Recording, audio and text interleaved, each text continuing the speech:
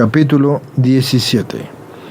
Bendecid su nombre, porque es un Señor lleno de bondad, y es eterna su misericordia, y su fidelidad resplandecerá de generación en generación. Salmo 99, versículos 4 y 5. Aún estaba el padre Elías en convalecencia cuando llegó de Roma la licencia dada por su santidad Benedicto XV para erigir canónicamente la congregación con el nombre que hoy tiene.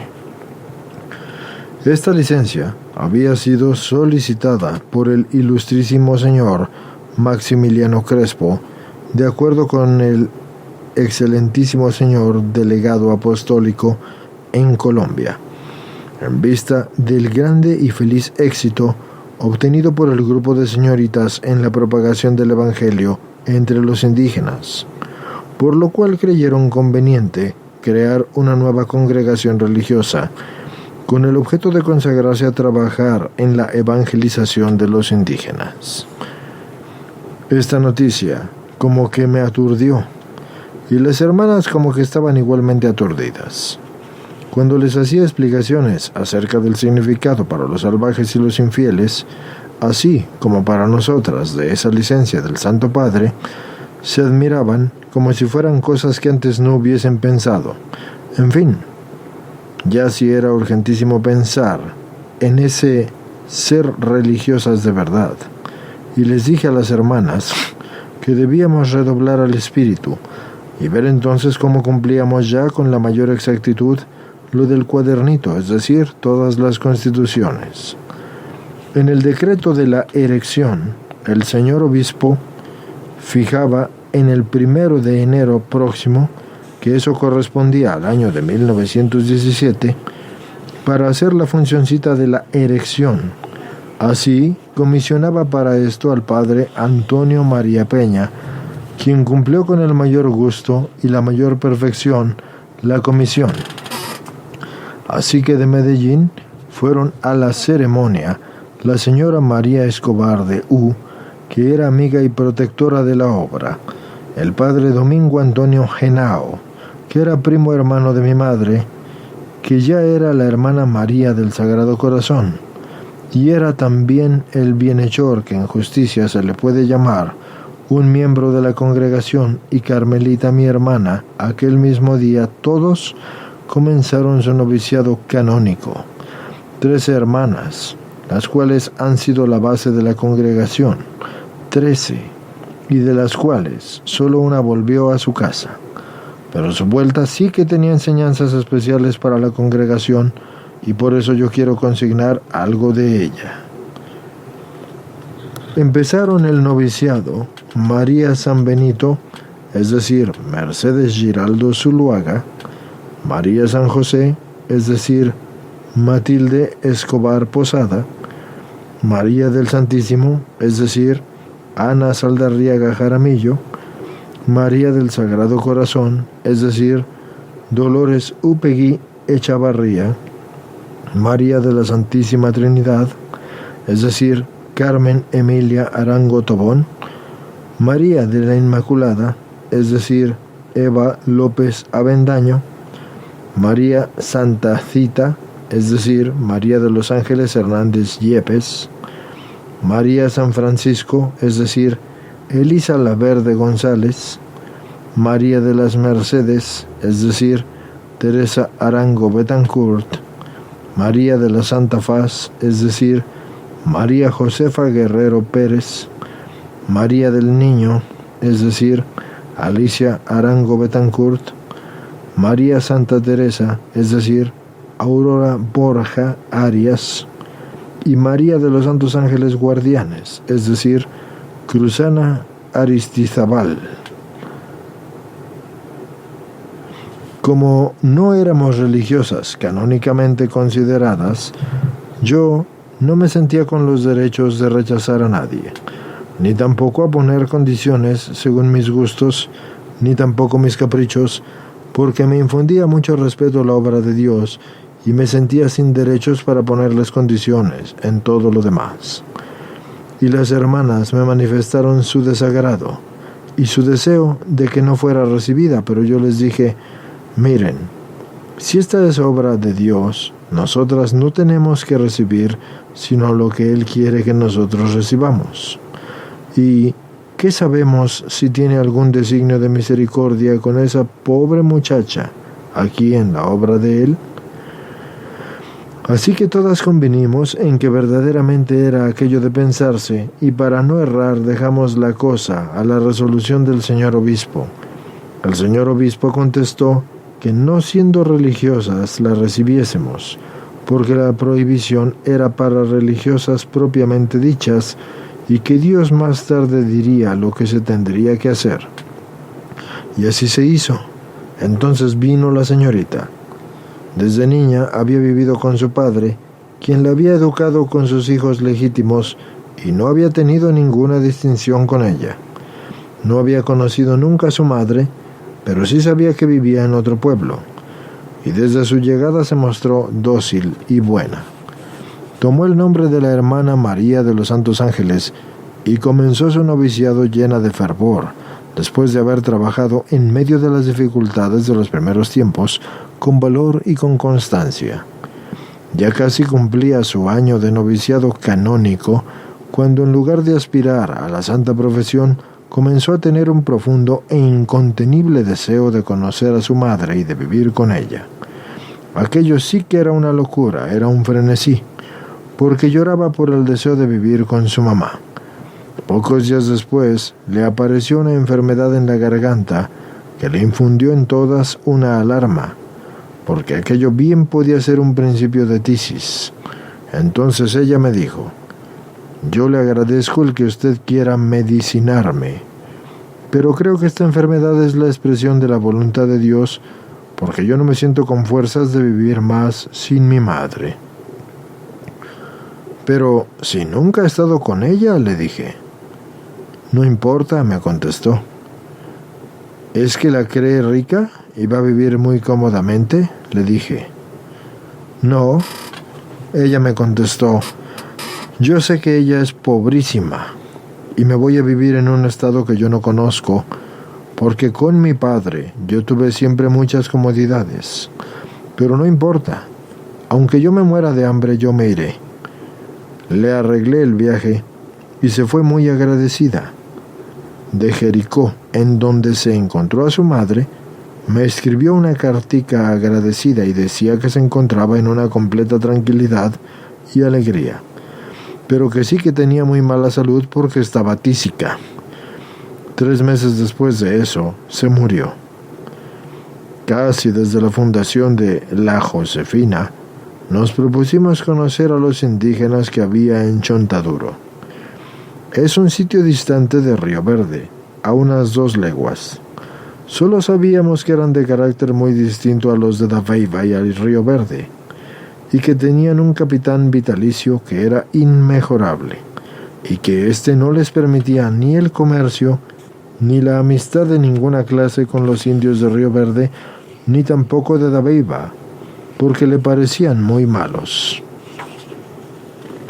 2 veces yo fui a recorrer esa tierra, acompañada del padre capellán de la casa y de una hermana, pero nosotros no logramos conocer nada, porque en el primer bohío al que llegamos nos convencían de que no había más, que ellos vivían solitos en aquella tierra y que antes había otros indígenas, pero que ya habían abandonado sus casas, y con una lástima que la infundían. Así que decían: «Nosotros va a morir aquí, solito». Tan majaderas que al principio creíamos, y entonces nos volvíamos muy convencidas. Pero cuando hicimos la segunda visita, encontramos 2 bohíos, y en cada uno de ellos nos dijeron que no había más que ese bohío y que iban a morir solitos. En una de esas visitas, yo le pregunté a una mujer muy connotada de la tribu si ella quería a Dios, y levantando el hombro me dijo, como quien lamentaba la pobreza y se hacía víctima de ella: «¿Dónde guarda, pues? ¿No tiene donde guarda a ese?». En aquella correría fue cuando adquirimos la convicción de que en Chontaduro había bastantes indígenas, porque encontramos huellas de sus trabajos y además supimos de algunos que estaban escondidos y hallamos casitas en donde se veía que el fuego había estado encendido y que había sido apagado a la carrera. Adquirimos pues la convicción de que ellos mantenían vigías y que estos vigías les avisaban que nosotros íbamos, porque todos los indicios eran de haber abandonado las chozas poco antes, pero querían darle a esto la apariencia de que estaban desocupadas desde hacía años. Según mis apuntes, el 26 de febrero de 1917 salimos a una nueva excursión a Chontaduro y estábamos resueltas a no volver sin haber sorprendido a los indígenas y dándonos cuenta de su índole y su número, ya que en las otras correrías solo algo habíamos conocido. Determinamos entonces llevar una tienda de campaña para plantarnos allí en donde conviniese. También llevamos abrigo y llevamos modo de comer por algunos días. El padre Elías estaba aún convaleciente de su dura enfermedad y aunque muy delicado, consintió en acompañarnos.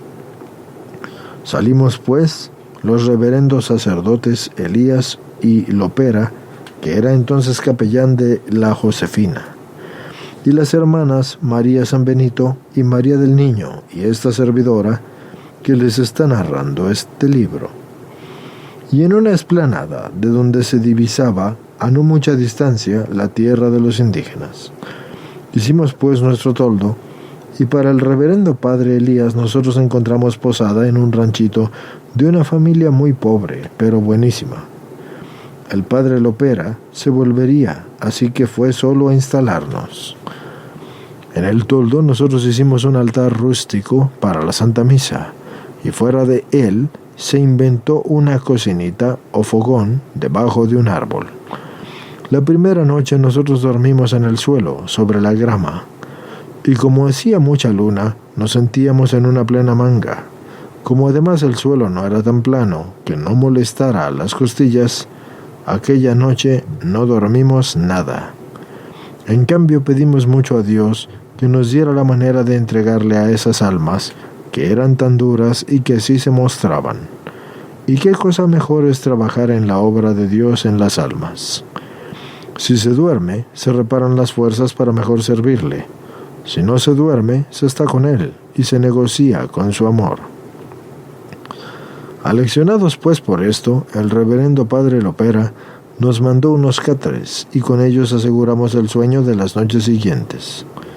Era pues de verse aquel toldillo con su departamento de dormitorio, en donde también teníamos la ropa, y teníamos también su departamento para oratorio, en donde el altarcito se veía hermoso y adornado con helechos y con cositas del monte. El padre Elías no podía salir a los montes por dos simples razones, y eran de peso.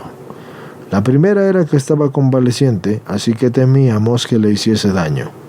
La otra era el miedo de que los indígenas estaban asustados. Tenían un miedo mayor a todos los hombres que a nosotras mismas. Así que llegábamos y anhelante nos preguntaba por el éxito de la correría de aquel día. Nada, padre, absolutamente nada. Sentimos el quebrar las ramas, vimos trapos que se perdían entre la maleza y que iban en fuga, pero nosotras no hemos visto nada. Un día, entre las malezas de un monte, encontramos a una muchacha casi desnuda, como de unos 8 o 9 años, que estaba risueña y atenta, que en su lenguaje, porque apenas decía una que otra palabra en castellano, nos hablaba de lo bonito de la casita blanca de la hermana y de lo mucho que los indios deseaban conocerla. Nos contó que una noche los indígenas se habían acercado hasta cerca de la casita para ver de qué era, porque de lejos la alcanzaban a ver solamente blanca y jamás habían pensado de qué sería. Así que la habían tocado, y era paruma. Así es como ellos llaman al liencillo. La muchacha, que estaba agasajada por nosotras, completamente se abrió y no solo denunció a los indígenas en su deseo de conocer de cerca la casita, sino que además se ofreció a llevarnos donde en realidad estaban los indígenas.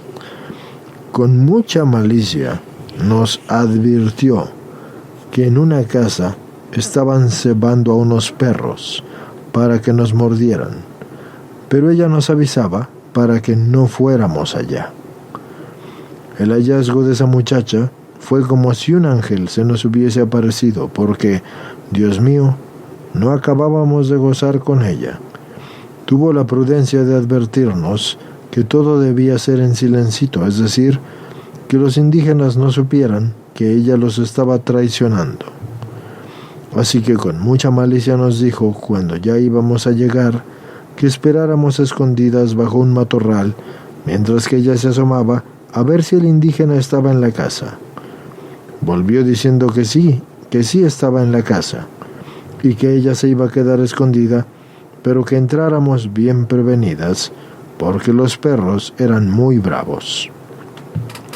Así que seguimos el senderito indicado por la muchacha, y al poco rato topamos así, como a boca de jarro, con un bohío de donde nos echaban unos perros furiosos.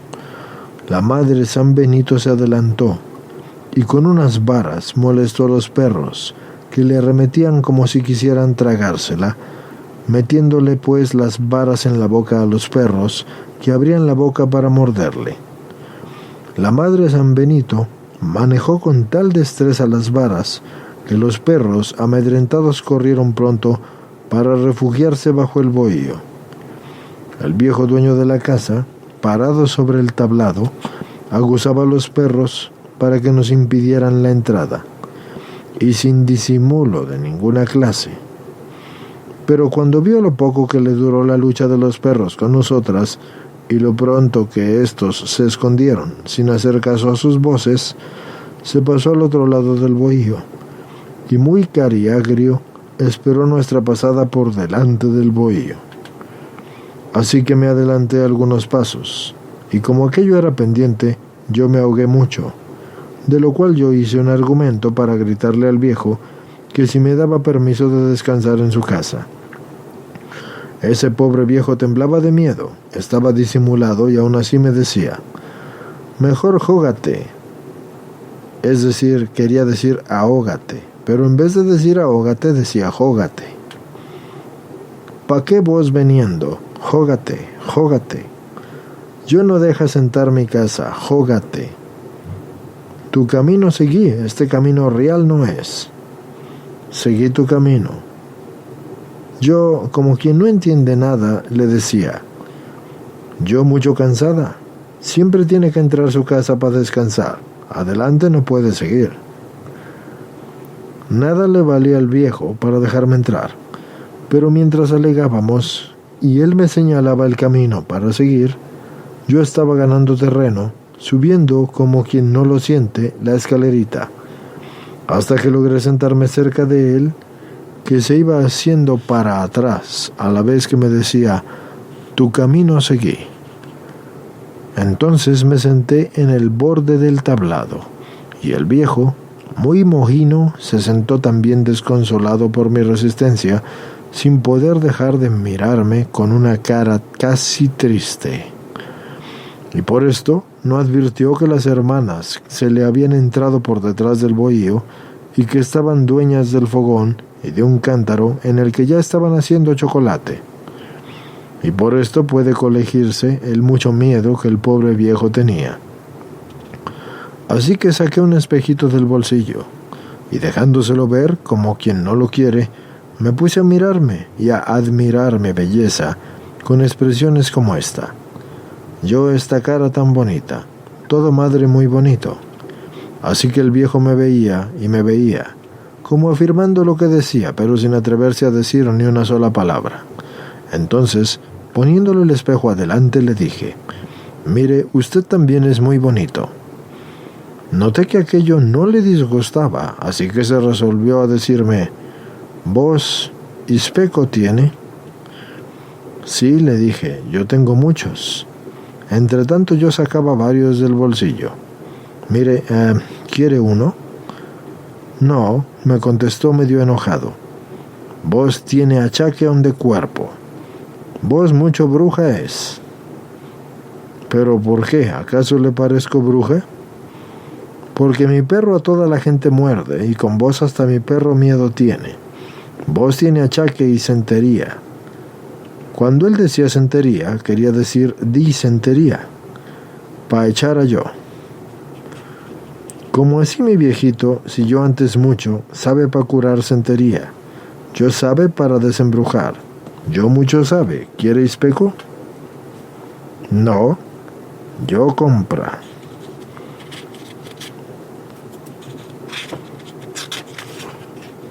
Bueno, le dije, pues, si tú compra, yo vende. ¿Por cuánto? Yo no tiene plata. Ah, yo fía. 5 centavos da uno fiado.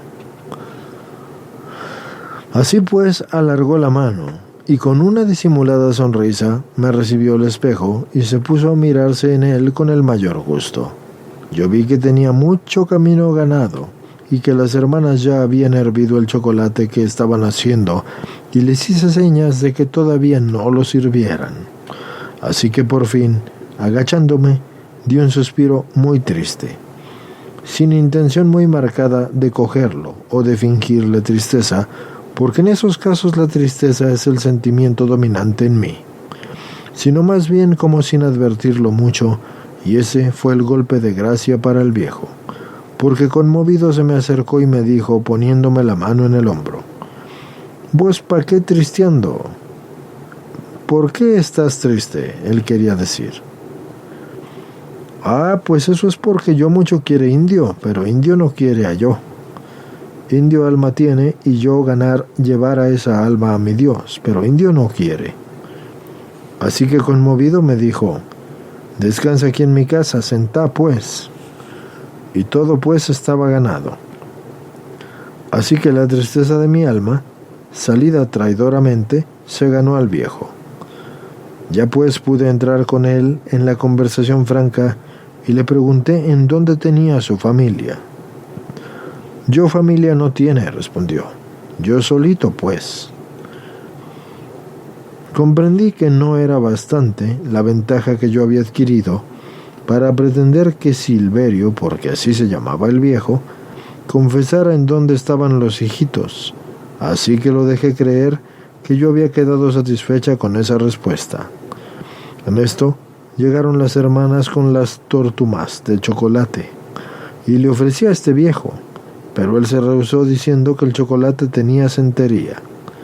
Entonces le ofrecí del mismo que yo bebía, para que él viera que no tenía ningún veneno ni ningún mal, y consintió en beber conmigo muy bien.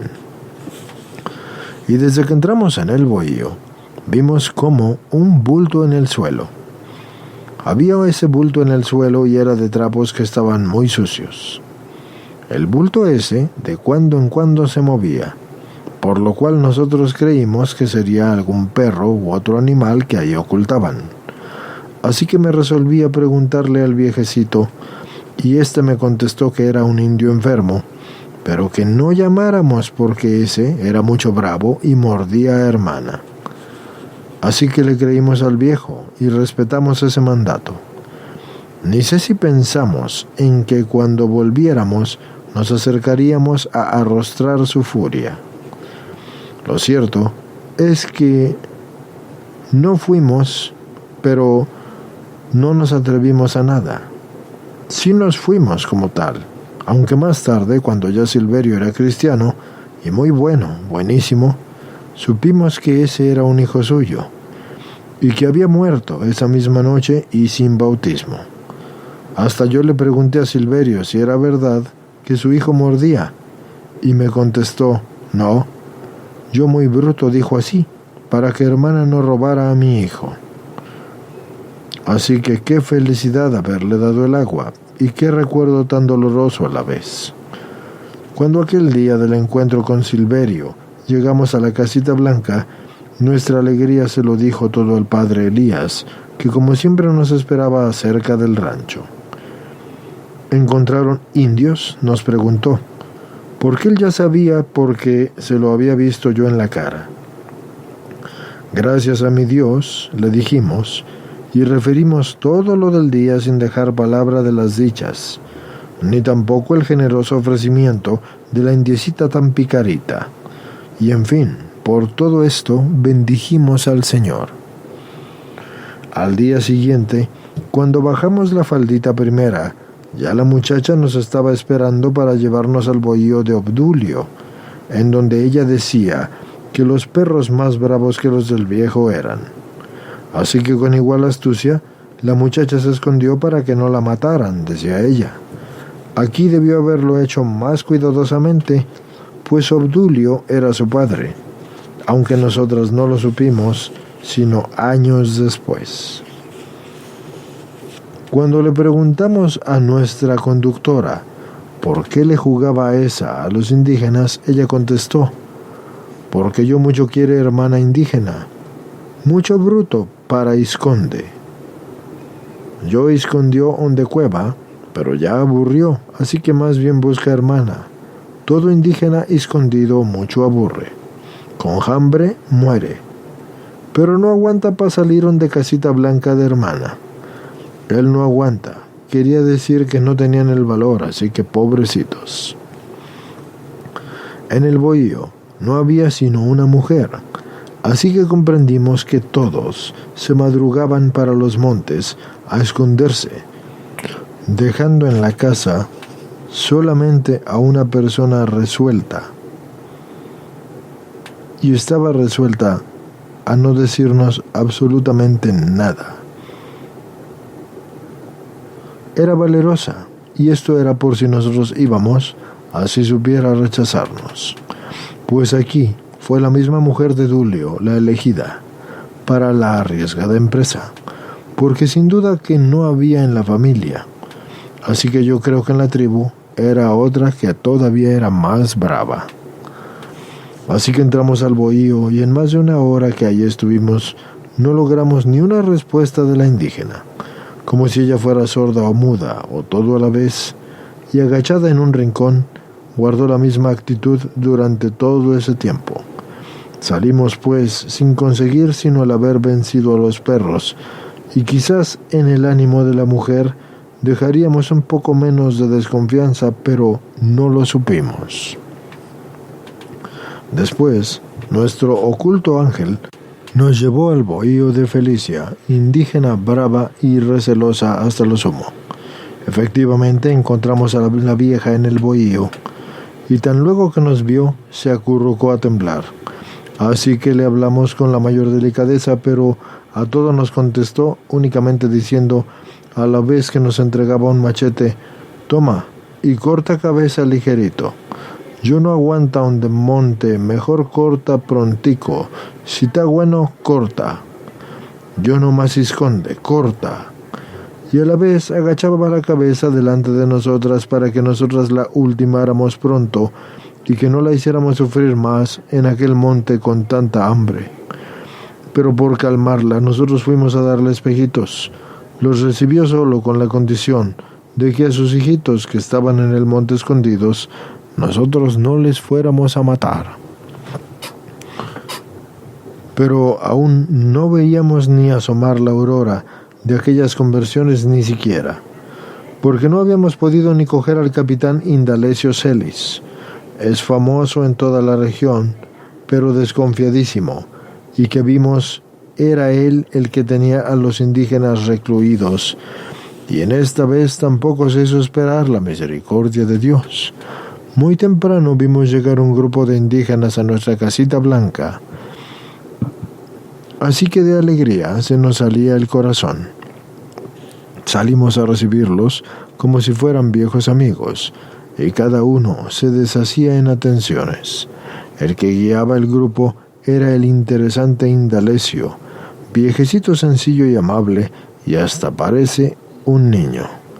Es más, ni por ser indígena de pura cepa aprendió a fingir, excepción rara en la raza. Al contrario, los demás indígenas son maliciosos y engañosos, hasta lo inaudito. Y con su sencillez, que es hermosa, y más hermosa cuanto que los que le rodeaban eran lo contrario, hizo callar a sus compañeros y empezó a referir el motivo de su visita en unos términos inimitables. Yo, Andalesio, jefe de todo mi indiocito, con miedo escondió. No sabe vos será quiere. Por eso escondió todo indiecito. Casita blanca muy ta viendo de lejos. Pero no sabe qué siendo, ese parece paruma. Por eso, viniendo nochecita escondiendo vos, pa saber esa casita blanca. Agorita viene Andalesio, pa decirme indiocito mucho cansado escondido. Mucho hambre tiene, yo capitán, viene pa preguntar, ¿vos pa qué viniendo? Monte mucho aburrido. Camine, conozca bien la casita, le dije, y lo saqué por alrededor de nuestro toldo, seguido de todos sus indiocitos, como él les decía. Por dentro y por fuera, conocieron nuestra casita blanca y la admiraron con las expresiones más graciosas. Se empeñaba Indalecio en ponderar el inconveniente de que esa paruma, es decir, liencillo, no aguantaba y decía, mejor hace casita con palo. Después de la inspección de nuestra vivienda me concretó así. Decila franca, ¿vos quiere matar indiositos? No, le contesté, yo los quiero mucho y más bien los defiendo si alguno fuera a matarlos. Entonces vos, ¿querer llevarlo pa soldado de gobierno? No, yo no gusta soldado. ¿Será vos bruja y va a embrujar mi indiocito? Tampoco, yo sabe desembrujar. Entonces, ¿qué es lo que vos quiere? Decila franca. Quiero, le dije acariciándolo, quiero llevar al alma de los indios al cielo. Entonces repuso, ¿está vos aquí quietico? Yo habla con mi indiocito, que está escondido, y mañana a mi casa yo responde. Si es mi indiocito quiere ir ese. Se fue. Después de señalarlos su casa, donde debía al día siguiente darnos la razón de si los indios querían o no ir al cielo. La muchacha de la trampa resultó ser nieta de Indalecio y vivía con él. Quizás a esa muchacha le debíamos la resolución de Indalecio de presentarse así, tan categóricamente, pues por lo que la niña decía, yo viejo Andalesio aconsejado pa' que miedo podemos conjeturar que ella consiguió así del viejecito esa resolución. Entonces, al día siguiente, salimos para la casa de Indalecio muy prevenidas, pero no solo con provisiones para nosotras, sino también para obsequiarles a ellos, cuanto nos fuera posible. Estaba la casa de Indalecio ya llena de indígenas, pero ninguno nos habló ni tampoco nos contestaban cuando les hablábamos. El viejecito pues tomó la palabra y me dijo, Madre, tu palabra diciendo a mi indiocito, pero ese dice, alante, preguntar ese cielo, ¿qué tierra es? Es decir, que antes de comprometerse tenían que saber qué tierra es el cielo. El cielo no es tierra, yo le dije, es la casa de Dios. Grande y muy bonito, es alegre y no hay pobreza, y todo como Imantagu. Imantagu significa sol, pero no quema. ¿Y es muy lejos? Él me replicó. Sí, lejos, pero camino muy fácil, si usted quiere yo se lo enseño a los indígenas y verá. ¿Ve? Me repuso, pero ahora no puede caminar ese cielo, porque bastimento no hay. Espera cosecha y será todos que caminamos con platanito y arepita. Para eso no se necesita bastimento, le dije. Déjeme hacer una casita aquí en su tierra y dígales a los indígenas que vayan a oír lo que se enseñan de parte de las hermanas y así sí podrán aprender a ir al cielo. Está bueno. Yo no entiendo esa palabra que vos decís, pero como vos dice, está bueno. No esconde más. Lo que pensé con las cosas de Indalecio. Con aquella pregunta, ¿el cielo qué tierra es? ¿Y no hay bastimento para ir ahora allá? ¿Espera la cosecha? Dios mío. Ninguna estaba preparada para responder semejantes preguntas porque no se nos había ocurrido que hubiera quien las hiciera, o siquiera que necesitara hacerlas.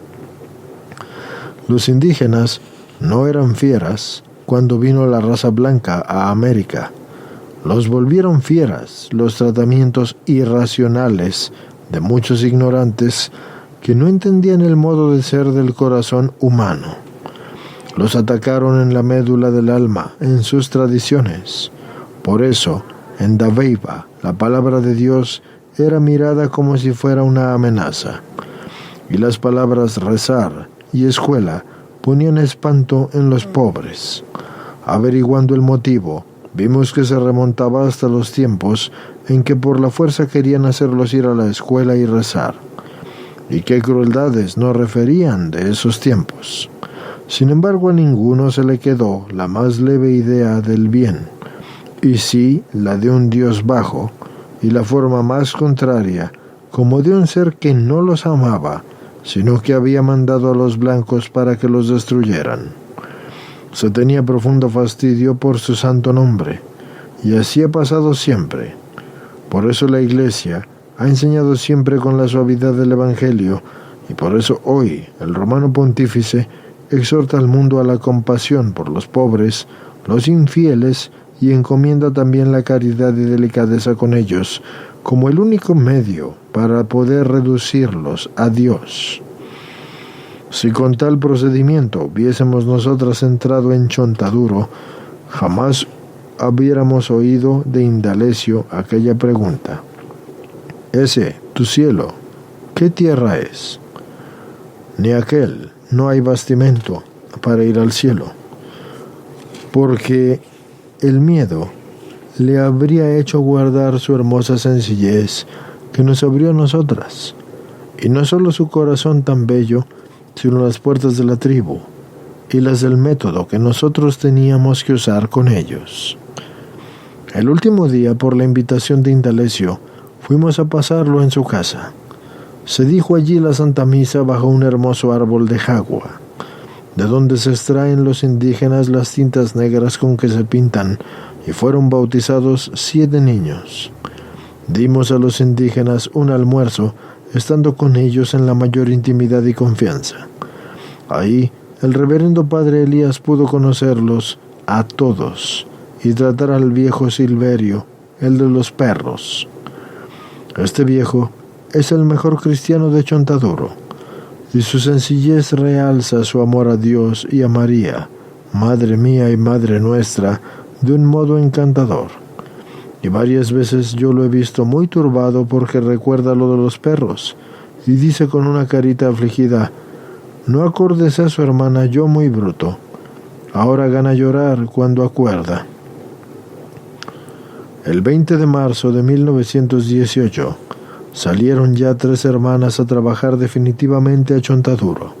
Se pensaba que aquello podía ser una ambulancia perteneciente a la casa de Río Verde, pero poco a poco fue viéndose la mucha conveniencia del trabajo constante con aquellos indios tan dóciles, y se dejó en calidad de residencia con el nombre de la Santa Teresa. Con este nombre quisimos dar una muestra de nuestro reconocimiento al padre Elías, y así le dimos el nombre de la Santa Madre de los Carmelitas. Ha sido la casita más pobre de todas las que hemos tenido, pero en ella, precisamente por lo mismo, se han encontrado felices las misioneras.